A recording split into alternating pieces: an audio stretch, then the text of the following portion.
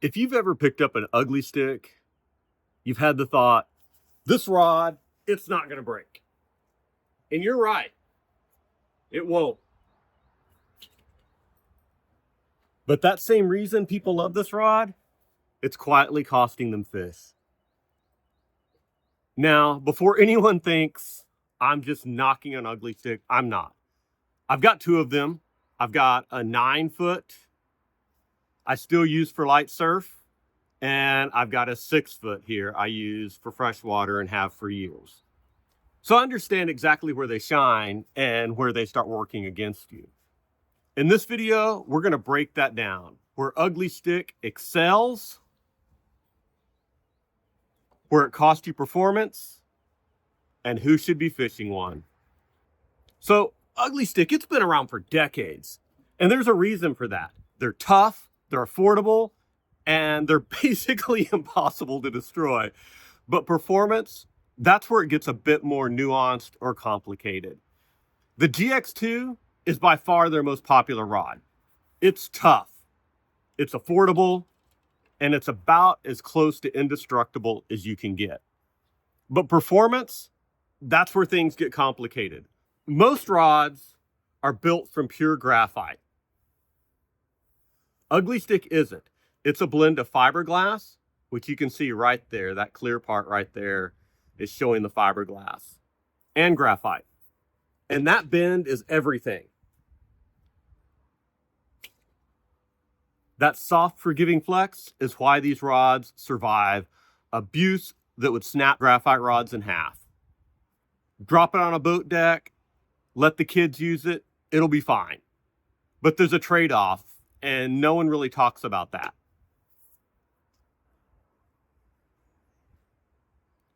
That same softness, that kills sensitivity. And depending on what you're doing, that matters more than most anglers realize. Let's start where these rods genuinely excel. Ugly Stik, it really shines when the rod is loading itself, when the fish is doing the work, not you. Catfishing, live bait fishing, cut bait, dough bait, float rigs. The fish swims off and loads the rod. You're not solely relying on the feel. Moving baits like spinner baits, crank baits, reaction type baits, that slower, softer action on the tip, that actually helps. Fish can inhale the bait and you stay pinned up better. Now, kids and beginners, this is where Ugly Stik might be the best rod out there. It survives mistakes, tangles, drops, and abuse, and it builds that confidence in a beginner or a young angler.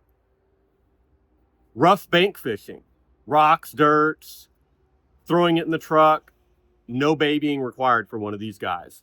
Light soft water and surf where you're soaking cut bait, using a popping cork, live bait.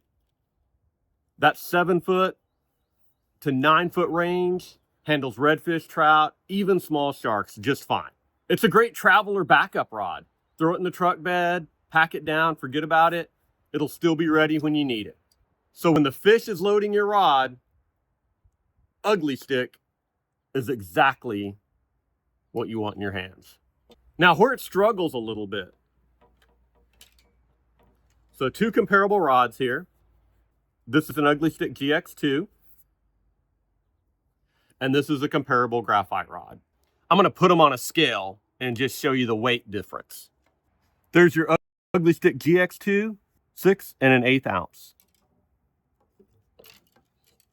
And it's a 6-foot, 6-inch medium rod. This is a 7-foot medium action rod, and it's 3 5/8 ounces.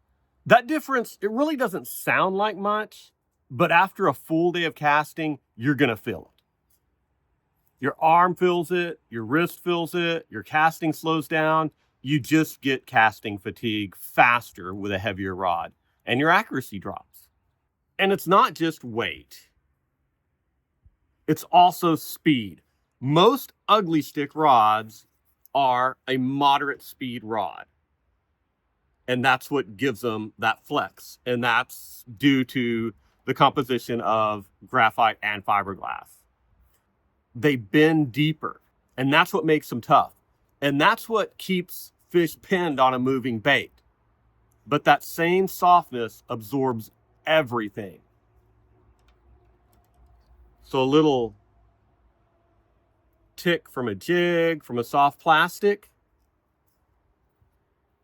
that light bite, instead of traveling up the rod, it dies somewhere in here. And by the time it gets to you, it's gone. You don't feel it. And here's where a lot of anglers get burned. They grab an ugly stick because it's what they started on, and they try to use it for everything. The second you start fishing something subtle, plastics, jigs, drop shots, shaky heads, this rod, it's working against you. A bass tapping a jig on the bottom, that signal travels up the line, up the rod, and this blank absorbs it. You don't feel that bite. You see slack, by the time you react, that fish is gone. That's not your fault. It's the rod. So the bite that this rod hides the best is a finesse bite, light pressure, quick release, drop shot, Ned rig, anything where the fish picks up and drops it in under a second. You'll miss almost all of those. Now, every rod is a trade-off between two things: sensitivity and durability. Higher end rods sit towards sensitivity, thinner blanks, faster action, less forgiveness, more feel, and neither is wrong. They're just built for different jobs. Here's how I think about it. When you're a beginner, durability helps you. You don't know what you're not feeling anyway. And you need a rod that survives the learning curve. But as you improve, you start to need that feedback. You need to feel the difference between a rock, a branch, a bass. And that's when the ugly stick, it starts to feel like it's working against you. And it's not because the rod got worse. It's because you've gotten better. So who should use an ugly stick? Here's the clear answer. Use an ugly stick if you're getting started and need something forgiving. You fish live bait, cut bait, bobbers, popping corks, where the fish is doing the work. You throw lures, but you're throwing reaction baits, moving baits like spinner baits, chatter baits, crank baits, where that softer action actually helps you keep hooked up with the fish. Or you just want a rod that you never have to think about. Throw it in the truck, beat it up, and it still works. You want something that is just sturdy. Now, think about upgrading if you fish soft plastics, jigs, anything finesse. If subtle bite detection really matters to you and you're trying to learn it. If you're trying to improve and start feeling what really happens underwater, the difference between a rock, a stick, and a bass tapping on your bait. And if you're losing fish and can't figure out why, look at the rod before you blame the reel. Sensitivity is one of the last things anglers check, but it should be one of the first things. So ugly stick rods aren't bad. They're just honest. They do one job really well, and they'll do it for 20 years without complaining. Match the rod to how you fish. It's a great tool. Mismatch it, and it's quietly costing you fish every time you're out. And for my light surf fishing where I'm soaking cut bait or live bait, I love this 9-foot medium ugly stick. I can throw the bait a mile and it doesn't feel like I'm holding a giant stick like a surf rod. No hype, no gimmicks, just the fundamentals.